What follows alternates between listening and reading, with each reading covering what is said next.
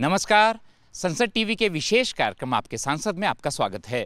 मैं हूं पवन कुमार शर्मा। आपके सांसद की इस कड़ी में आज हमारे मेहमान हैं केंद्रीय रक्षा एवं पर्यटन राज्य मंत्री एवं नैनीताल उधम सिंह नगर के सांसद अजय भट्ट जी। अजय भट्ट जी, संसद टीवी में आपका बहुत बहुत स्वागत है।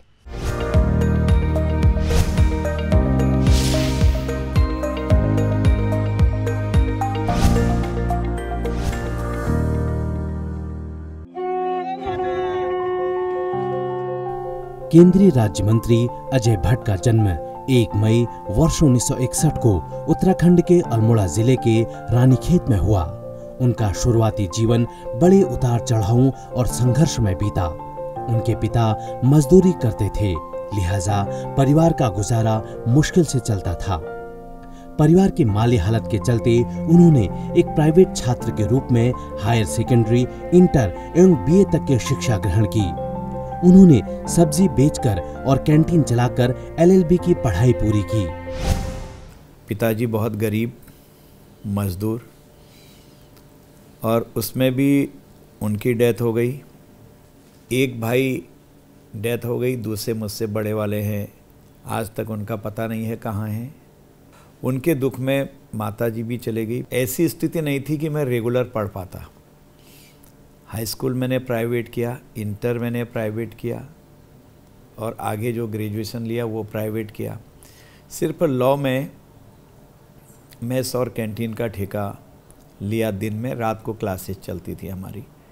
क्लासेस पढ़ी, लॉ किया, कानून की परीक्षा पास करी, सारे काम किए। यानी कि बेलचा मैं आज अच्छा लगा सकता हूँ, मैंने किया है। लकड़ियाँ मैंने तोड़ी हैं, घास मैंने काटी है, गायों का गोबर मैंने इकट्ठा किया है। खाद के जो पिट बनते हैं तो वहाँ पर उसको डालने का काम करके वो मैंने किया है।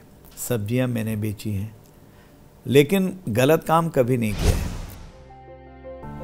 LLB करते वक्त अजय भट्ट अखिल भारतीय विद्यार्थी परिषद से जुड़े। उन्होंने नगर पंचायत का चुनाव लड़कर राजनीति में कदम रखा। उन्होंने अलग उत्तरांचल बनाने के लिए संघर्षरत उत्तरांचल उत्थान परिषद के प्रदेश मंत्री का दायित्व बखूबी निभाया। उन्होंने भारतीय जनता युवा मोर्चा से लेकर BJP के महामंत्री और प्रदेश अध्यक्ष तक का दायित्व निभाया। वे 3 बार विधायक चुने गए।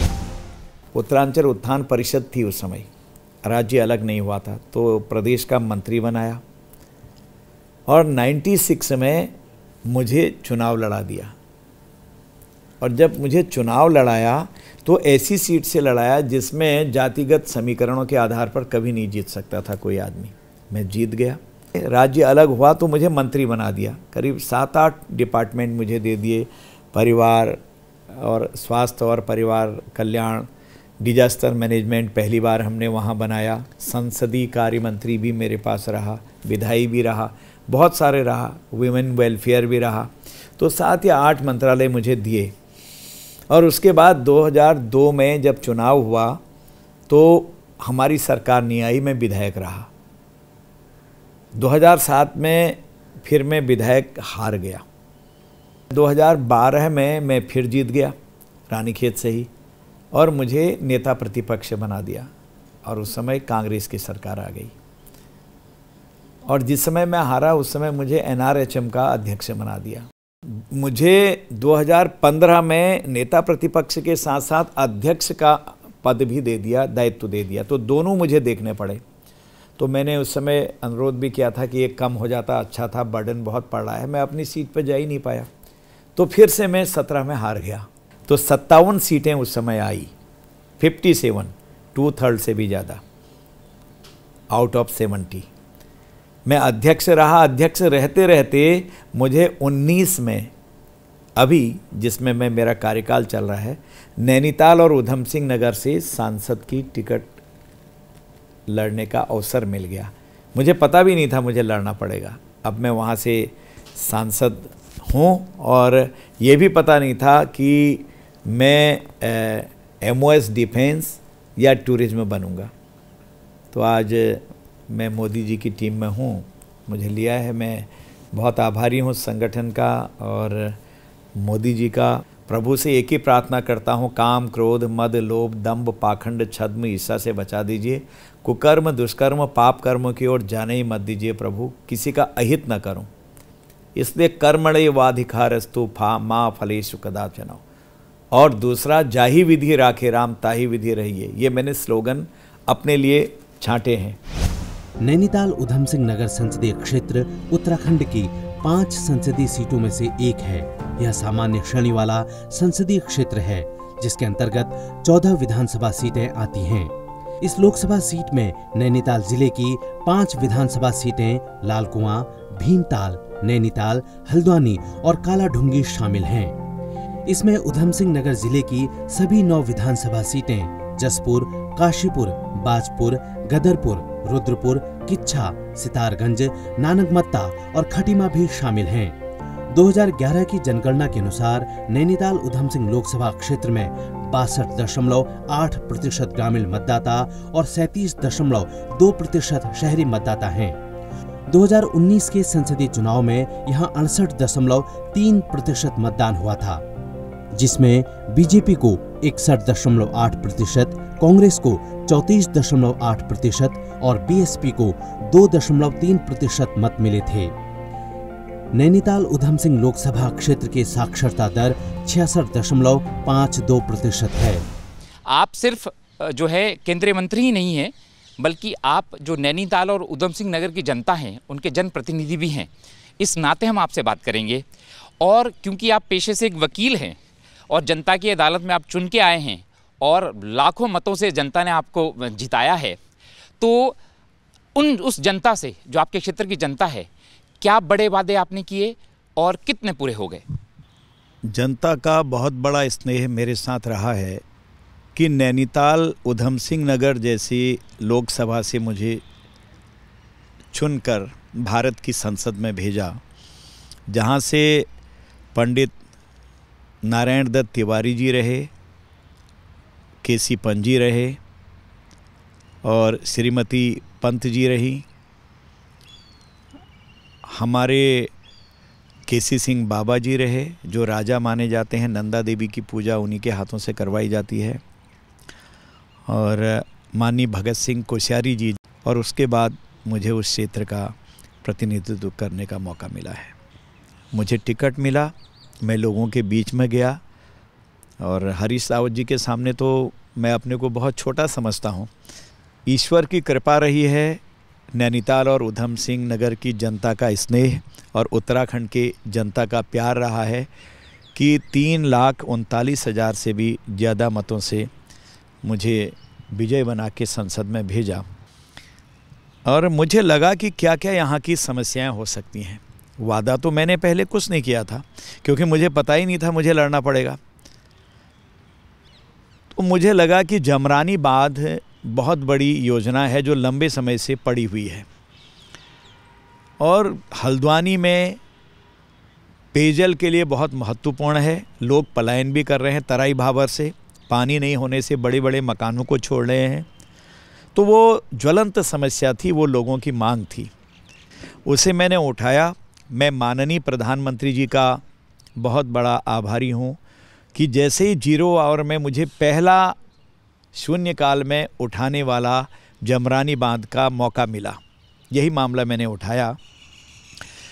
तो उसके 15 दिन के बाद पीएमओ से वहाँ के पेयजल के सेक्रेटरी, सिंचाई के लोग, सारे लोगों को बुलाकर सारी रुकावटें दूर कर दी गई और उत्तर प्रदेश और हमारा भी समझौता हो गया। पहली बार हमारे वहाँ पर दूसरी एम्स की शाखा भी खोलने जा रहे हैं। पहले वो रिजेक्ट हो गई थी और फिर माननीय स्वास्थ्य मंत्री जी से हमने बात करी, मैंने माननीय मुख्यमंत्री जी के थ्रू कहा और आज एक शाखा और उधम सिंह नगर में खुल गई है। ये भी इतिहास है।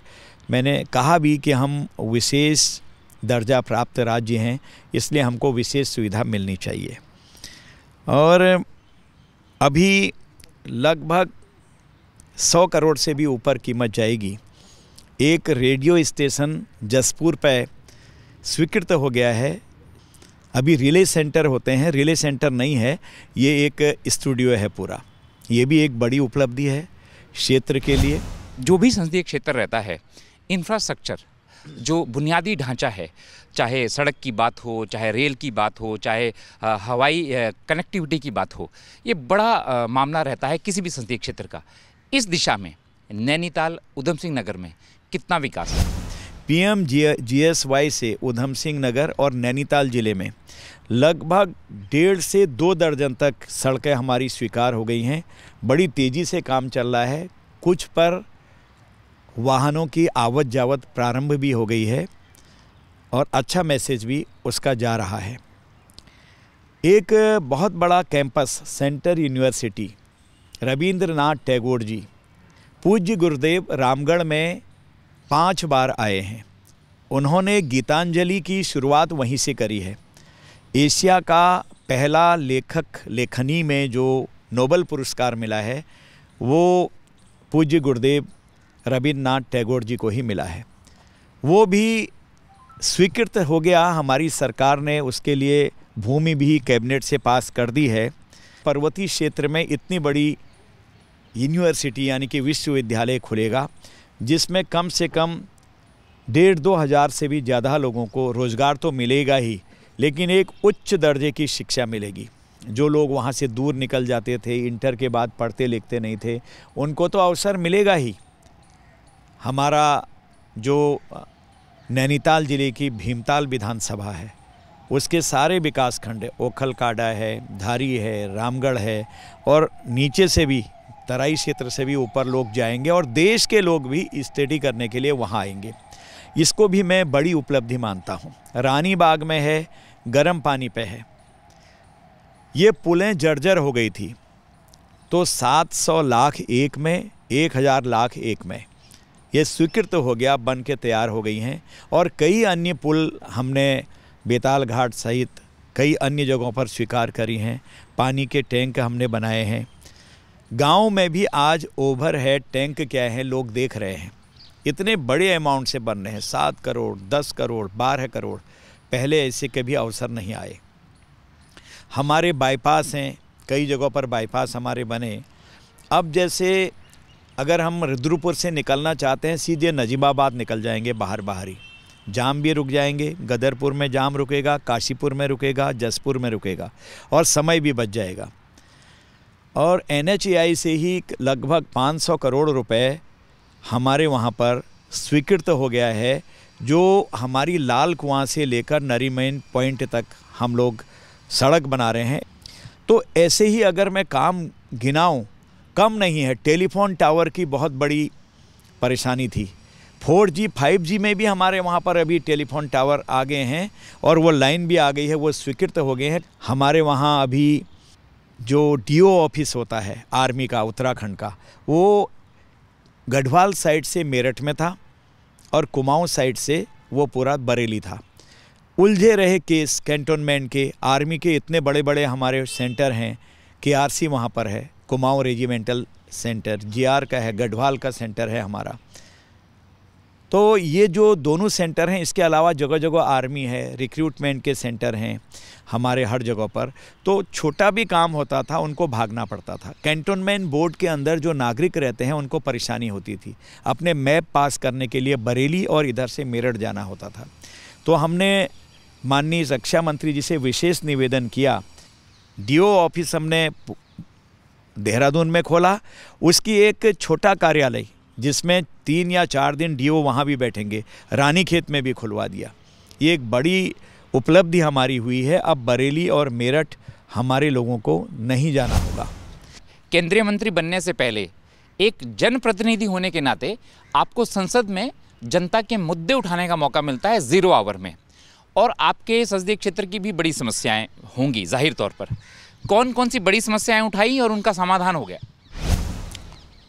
मैं अपने अध्यक्ष जी का बहुत ही शुक्रिया अदा करता हूं कि उन्होंने नए सांसदों समेत सभी सांसदों को अपने अपने क्षेत्र के मुद्दे उठाने का अधिकतम समय दिया है। मैंने अपने संसदीय कार्य में लगभग 5 दर्जन से ज़्यादा तो क्वेश्चन उठाए, जिसमें से करीब करीब 17 या 18 मुझे 0 आवर्स में बोलने के मौके मिले।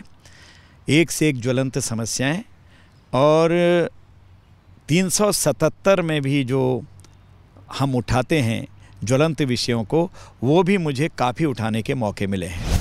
जो संसदीय समितियां रहती हैं उसमें भी आप रहे हैं, कई समितियां हैं, सुझाव दिए जाते हैं सांसदों की तरफ से और अमल किया जाता है, उस पर देश की नीतियां बनती है। कौन से सुझाव दिए और बड़ा काम हो रहा है? 3 या 4 समितियों में मैं रहा हूँ, जिसमें से मुख्यतः डिफेंस समिति थी। प्रोक्योरमेंट के बारे में और राशन ऊंचाई पर जाता है उसके बारे में, और सिस्टम वहाँ पर पानी भी नहीं होता, ऊपर आप जाएंगे तो वहाँ एक बैक्टीरिया डेवलप करके हम कमोड में पानी डाल से सफाई होती, पानी तो होता नहीं ऊपर बर्फीले इलाके में, उसे पिघलाते हैं। तो इनके सारी बातों के बारे में कई महत्वपूर्ण सुझाव दिए। कुछ खरीदारियों के बारे में वो सुझाव दिए, तो वो सुझाव मेंशन होते रहते हैं, कहीं पर भी है। और पेंशनर्स के बारे में जो सुझाव दिए, वो अब मुझे पता लगता है कि सांसद की जो कमेटियों में होते हैं वो बहुत महत्वपूर्ण होते हैं, उनके सुझावों पर बहुत गौर होता है। उपस्थिति अनिवार्य है संसद के अंदर, समय से आना, और जब तक माननीय अध्यक्ष जी चाहे राज्यसभा के हों चाहे लोकसभा में हों वो नहीं उठते हैं, तब तक बैठे रहना, चाहे आपका कुछ आए या ना आए। और क्वेश्चन आवर में क्वेश्चन को सुनना, चाहे आपका लगा है या नहीं लगा है, वो उठाना। उससे आपकी नॉलेज बढ़ती है और सारी चीज़ों से साक्षात्कार होता है। मैं आज भी बैठता हूँ, आज मुझे मंत्री बना दिया, मेरा काम हो या ना हो, मेरी ड्यूटी हो या ना हो, तो मैं जब तक माननीय अध्यक्ष जी ऊपर बैठते हैं, सत्र चलता है, अगर हमारी ड्यूटी नहीं है दूसरे सदन में, तो मैं एकदम से लोकसभा में आके प्रश्नकाल में लेकर, 0 आवर्स में लेकर, और जो बजट पर या फिर कोई बिल आते हैं उस पर डिस्कशन होती है, पूरा सुनता हूँ। उससे अपना अप टू डेट रहते हैं हम। जो आपका संसदीय क्षेत्र है नैनीताल और ये उधम सिंह नगर का, उसमें 14 विधानसभा सीटें हैं। पहाड़ी इलाका भी है, दूर दराज का इलाका भी है, अलग समस्याएं रहती हैं पहाड़ी इलाकों की। और समाज का जो वर्ग है, चाहे महिलाएं हों, चाहे बुजुर्ग हों, चाहे बच्चे हों, आर्थिक रूप से सशक्त हो, युवा जो है उनकी बेरोजगारी खत्म हो, उनको रोजगार मिले, इस दिशा में कौन से प्रयास आपके संसदीय क्षेत्र में? देखिए, जो कौशल विकास है उसको अगर ठीक तरीके से हमारे लोग ले लें तो मैं विश्वास दिलाता हूं कि कोई बेरोज़गार रह ही नहीं सकता है। इतनी योजनाएं भरी पड़ी है हमारे प्रदेश में, तो मुख्यमंत्री रोज़गार योजना है, केंद्र की इतनी सारी योजनाएं आ रही हैं कि आप मात्र अपने सीडीओ, अपने विकास खंड के अधिकारियों से बात कर लें तो आप प्रारंभ कर देंगे। जैसे बहुत सारी स्वयं सहायता समूह मेरी बहनों ने प्रारंभ किए हैं, एक से एक अच्छी चीज़ें बना रही हैं। जो घास जिसको हम गाय भैंस को खिलाते थे, कीमत नहीं जानते थे, जिन चीज़ों को हम देखते ही नहीं थे कुछ होगा, आज बहनों ने उसको समेट कर ऐसी एनजीओ चलाई हैं कि उससे एक से एक अच्छी चीज़ें हमारे बीच में आ रही हैं और वो आज आर्थिक रूप से संपन्न हो रही हैं। अब देखिए, ये कैप है, ये अभी अभी हमको मेरी बहनों ने दी है। ये साधारण सी घास है, वहाँ जो घास है जिसको हम फेंक देते हैं, और कुछ इसमें कहीं कहीं पर बैम्बो के पत्ते भी लगे हैं। अब देखिए, ये इस तरह से हमको गिफ्ट करी। अब इसकी कॉस्ट मार्केट में 500 रुपये, कोई वैसे ही दे रहा है, ये 1000 तक भी जा सकती है। और ये गर्मियों में आपको ठंडा रखेगी और जाड़ों में आपको गर्मी देगी, इसकी खासियत है। और ये हमारी बहनों ने बनाई है। और किन बहनों ने बनाई है? ट्राइबल बहनों ने बनाई है। एक से एक बना रहे हैं, बिस्किट बना रहे हैं, कुकीज़ बना रहे हैं, हर प्रकार की, और जितने आइटम बनते हैं हमारे, उतने आइटम हमारी बहनें बना के एक्सपोर्ट कर रही हैं। एक मोहनी दीदी हैं, उनकी नमकीन वहाँ से बन के बाहर तक आ रही है। बेलवाल भोग आटा हल्द्वानी में एक युवक ने खोला है, जो दिल्ली तक भेज रहे हैं। जो हम आटा बाहर से लाते हैं पैकिंग वाला, बेलवाल भोग आज दिल्ली तक आ रहा है। कई जगह मैंने देखा यहाँ बेलवाल भोग, और वो बाहर सप्लाई कर रहे हैं। मैं देखने गया, गौलापार एक जगह है हल्द्वानी में, इतना बड़ा प्लांट लगा है। मैंने कहा क्या करते थे? उन्होंने कहा साहब मैं पहले एक छोटा सा मजदूर जैसा ही लगाया, एक टेक्निकल आदमी था किसी फैक्ट्री में, पता नहीं कैसे विचार आया, मैंने पढ़ते छोटा प्लांट लगाया, बड़ा धीरे धीरे आज वो दाल के आइटम बना रहे हैं, मसाले बना रहे हैं, उनका आटा बाहर को जा रहा है। कई उन्होंने एजेंट रखे हैं, वो ख़रीद के ले जाते हैं, वो कमीशन मिलता है उनको एक बोरे पर, एक बैग पर। ऐसी चीज़ें बना रहे हैं। अब मल्टीग्रेन बना रहे हैं। तो करने वाले के लिए कोई कम नहीं है। एक काकड़ी घाट नामक जगह है नैनीताल ज़िले में, इधर अल्मोड़ा है, इधर नैनीताल ज़िला है। पीसी नोण पहाड़ी में नाम रखा है, पीसी नोण यानी पिसा हुआ नमक। वो लहसुन का नमक है, वहाँ अलसी का नमक है, वहाँ आपका जो हम सेंधा नमक कहते हैं उसके आइटम बने हुए हैं, वहाँ मिर्च का नमक है, वहाँ कम से कम 30 या 40 प्रकार के नमक बना रखे हैं और पैकिंग इतनी सुंदर है, आज बाहर तक जा रहा है। अजय भट्ट जी, जहाँ तक उत्तराखंड की बात है, पर्यावरण और जो प्रकृति है उसके साथ जो रिश्ता है, तो उसमें जो विकास परियोजनाएं वहाँ चल रही हैं उसका दबाव ज़्यादा है कि ऐसी स्थिति पैदा हो गई। क्या सरकार का प्लान इस विषय में और आपका व्यक्तिगत मत क्या है?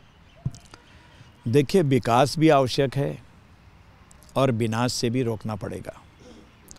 बेतहाशा विकास हो रहा है, कुछ तो परिणाम इसके भी होते होंगे। पर्यावरण और विकास में संतुलन होना बहुत आवश्यक है।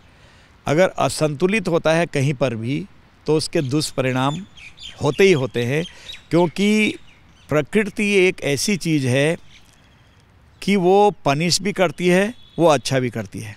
इकोलॉजी को अगर हम नहीं समझेंगे, पर्यावरण क्या है, पेड़ लगाने से क्या होता है, ऑक्सीजन कैसे आती है और किस तरह से हम जब निर्माण करते हैं कैसे निर्माण होने चाहिए, पहाड़ों पर निर्माण होते हैं उसका दबाव कैसे बनता है, तो अगर हम ये नहीं समझेंगे तो कई जगह हमको परेशानियां होंगी। एक केंद्रीय मंत्री और एक जनप्रतिनिधि के रूप में अपनी तमाम जिम्मेदारियों का निर्वहन करते हुए अजय भट्ट परिवार के लिए कम ही समय निकाल पाते हैं। ऐसी स्थिति में घर, रिश्तेदारी और बच्चों का पूरा जिम्मा उनकी धर्मपत्नी ने अपने कंधों पर लिया है। सबसे पहले तो यह है कि हमने बिल्कुल फ्री छोड़ रखा है कि आप करिए, कोई टेंशन न लीजिए घर की ओर से, चाहे बच्चे हों चाहे मैं हूँ, क्योंकि उनका कार्य क्षेत्र है जहाँ हमारे प्रधानमंत्री मोदी जी इतना कार्य कर रहे हैं, न समय की कोई सीमा है न कुछ। तो ऐसी ही टीम के सदस्य हैं तो उनको भी वही करना पड़ेगा और करते हैं। बहुत संवेदनशील हैं, ईमानदार हैं और दिल से लगा के काम करते हैं। वो अपना पूरा समय अपना कार्य क्षेत्र में भी देते हैं और भी जो दायित्व मिला है सब, और घर को भी मैनेज करते हैं। घर को इस तरह की समय तो नहीं दे पाते हैं, लेकिन जहाँ भी रहे मतलब हाल चाल पूछना, कोई प्रॉब्लम है किस तरह से सॉल्व करें, तो टच में रहते हैं, मतलब कनेक्ट रहते हैं, तो उससे पूरा मैनेज हो जाता है। लोग आशा से आते हैं तो उनके काम अगर हो जाएं तो मन को बहुत ही सुकून मिलता है। इसमें फैमिली लाइफ में थोड़ा सा कमी तो आ जाती है, क्योंकि मेरी पत्नी सब समझती हैं, वो पेशे से वकील हैं और उन्होंने बहुत सहयोग किया है। पढ़ने लिखने का शौक़ मुझे है, ज़रूर मैं पहले से कॉलम लिखता था, कई अखबारों में मैंने कॉलम लिखा। तो कॉलम लिखने के बाद ये हुआ कि अब आजकल टाइम नहीं हो पा रहा है।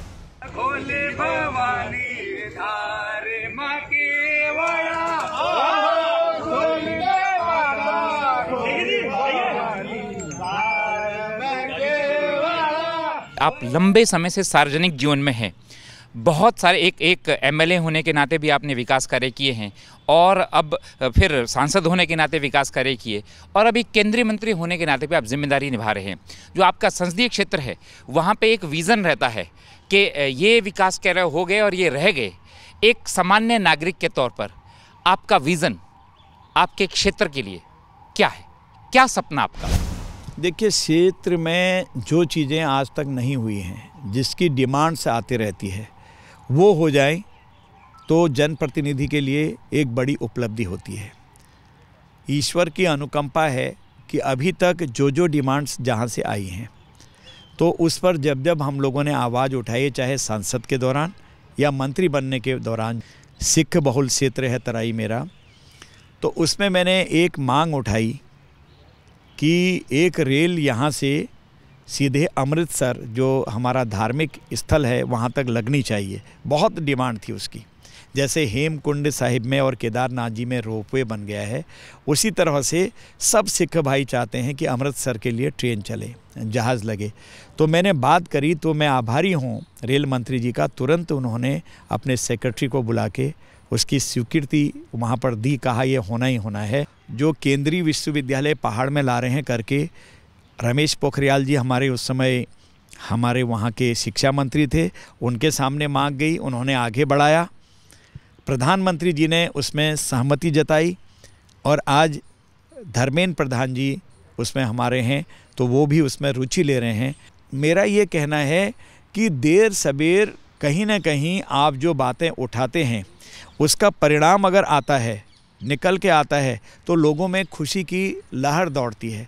अगर आप कोई चीज़ मंत्रालय के सामने रखते हैं, माननीय मंत्री जी के संज्ञान में आता है, तो हो जाता है। अब ऑल वेदर रोड हमारी जैसे ऋषिकेश से कर्णप्रयाग तक है, 4 धाम को गई है, लेकिन उधर से जो नेपाल से लेकर कुमाऊं क्षेत्र, हल्द्वानी, पीलीभीत, उत्तर प्रदेश के क्षेत्र हैं, बरेली, रामपुर, और हमारे यहाँ से जो 6 ज़िले हमारे कुमाऊं के हैं, वहाँ से आएंगे तो कर्णप्रयाग तक ऑल वेदर सड़क चाहिए थी। तो गडकरी जी वहाँ आए, माननीय धामी जी के क्षेत्र में चुनाव से पहले उन्होंने सभा करी, तो उनसे निवेदन किया, उन्होंने वो घोषणा कर दिया। ये बड़ी चीज़ें हो रही हैं। तो अजय भट्ट जी का साफ कहना है कि जो उनका संसदीय क्षेत्र है नैनीताल उधम सिंह नगर का, उसमें चाहे इंफ्रास्ट्रक्चर का मामला हो, चाहे शिक्षा का मामला हो, चाहे मेडिकल का मामला हो, उसमें वो लगातार प्रयत्नशील है और आगे भी इसमें काम होता रहेगा। अजय भट्ट जी, आपने संसद टीवी के लिए समय निकाला, आपका बहुत बहुत धन्यवाद सर। नमस्कार।